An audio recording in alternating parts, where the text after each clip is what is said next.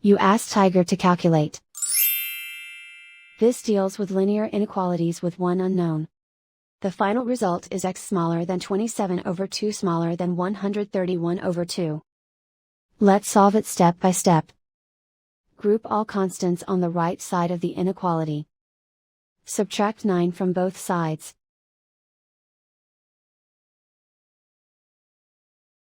Simplify the arithmetic.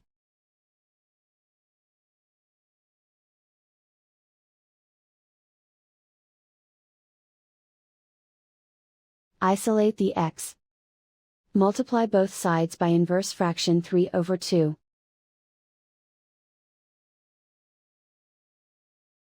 Group like terms.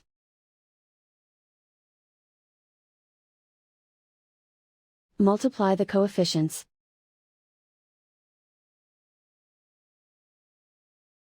Simplify the fraction.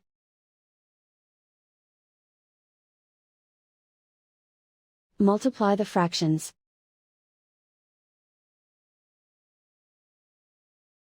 Simplify the arithmetic.